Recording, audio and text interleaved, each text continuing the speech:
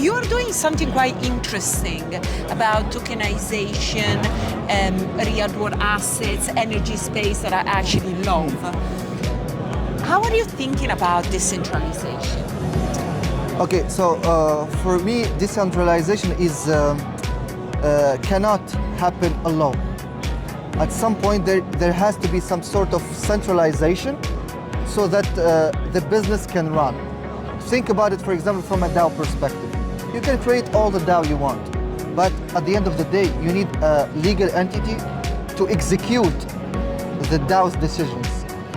So you need to create an NGO that can run this DAO. Same in business. For example, us in Sun Contract. Yes, the producers and consumers are decentralized and they do peer-to-peer trading, but we have to do the settlement of energy. Why? Because energy is a regulated sector. You need a licensed company to execute and to manage the energy and do the balancing and avoid any congestion in the grid. So yes, we need some sort of decentralization. We need a lot of decentralization actually, but there will be a sweet spot between centralization and decentralization to make any kind of business and also to make the same business scalable. Okay, so I'm actually curious about this intersection between digital assets and energy, because obviously, energy, it would be great if it could be tokenized from a supply chain perspective, from also a value perspective, an asset value perspective, and a trading perspective as well. Mm-hmm. So how are you working down the chain with the energy provider? Good question. So we are energy providers. Okay. So we are licensed electricity company. But in our business model, unlike the traditional model, they buy energy from producers and they sell it back to the end customer. You, for example, they buy energy from nuclear power plant, for example, at 100 euro per megawatt hour, and they sell it back to you at 150. They put a margin. This is a traditional model. We are an electricity company, but we don't do this model. We have a different model. We created a peer-to-peer platform on the blockchain where producers can sell back to you as a consumer the energy, and we do the settlement. It's like we are the Uber of energy. So there is a smart contract that deals with the financial transaction. Whenever you push the button of electricity, your metering point starts to calculate your consumption, and that metering point is talking to our blockchain, and the blockchain is paying that producers in our SLC token, and we as an electricity company provide you with the electricity. We have moved away from the NFT craze that was in 2021. We are moving to a world where everything is going to be tokenized, even our identity. So how is the gaming space becoming more an industry that has got assets, they have a value and they can be traded? And how do you see also this industry, how this industry has evolved over the last couple of years? Okay, so I think from our perspective, our roots are in gaming, and that's where we started. I think once we started to take this Web3 journey, especially as an investor, we started to be involved more broadly across the Web3 sort of all aspects, sectors, not just entertainment, but infrastructure, etc. So it gives us a pretty broad lens. And I think the way we distill it down is to think about tokens as an incarnation of network effects, because tokens allow people to participate in the value of a network. And this can be for the purpose of financial transactions, it can be, providing data to a DePIN network, it can be all kinds of things. And so wherever we can maximize those network effects, I think that's where we see the real value of Web3 coming to the forefront.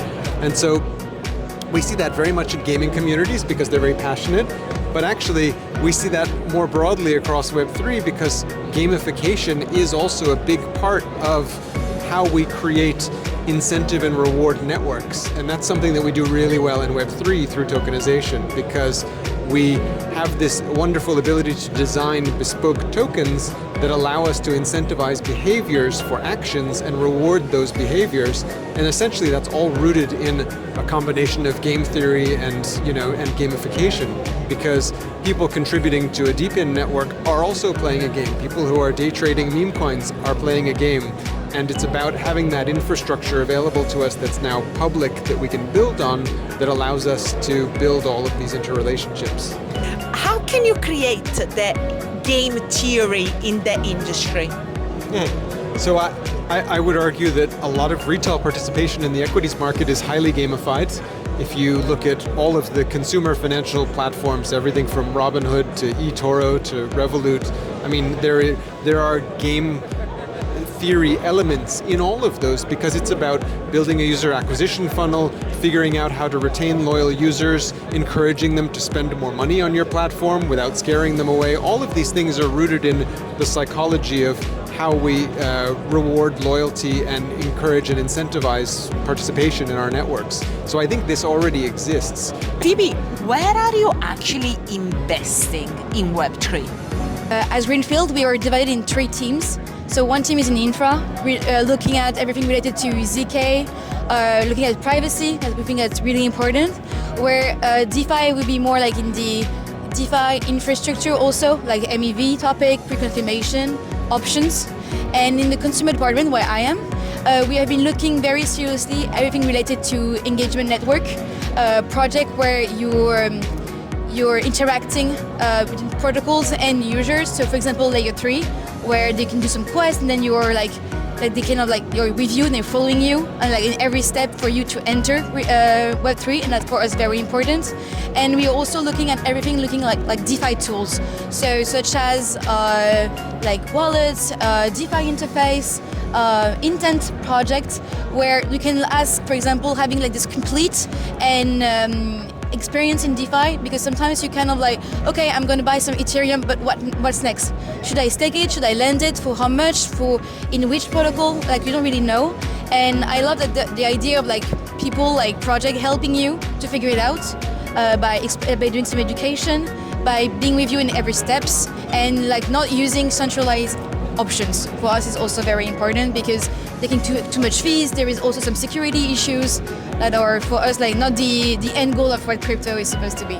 We are going to go now downstairs and have a panel about the future of finance and the role of decentralization. OKX started as obviously a centralized exchange, and now we are kind of like seeing that DeFi is going to become a bigger part of finance. So how are you bridging between CeFi and DeFi, and where are we with DeFi really? I think DeFi obviously has had its ups and downs, but it's really starting to mature as a real alternative for people to be able to invest and put their crypto assets to use. For us, what we try to do is make sure users, one, are educated, right? They want to know about the opportunities, but they also want to know what are safe, how do they participate. Then 2, on a product side, we build products so that users can access it. So there's 2 ways. One is within the exchange itself, there are DeFi protocols that users can directly, even within their OKX account, they can commit funds to, and we deploy their funds on their behalf to DeFi protocols. That's one. The other one is the wallet that we talked about. If users feel a little bit more confident about self-custody, they can take their assets off exchange. And obviously through the wallet, they can interact with all these protocols, even beyond what's being offered on the CeFi side. So, again, for us, it's education, it's access. I think it's a very exciting time.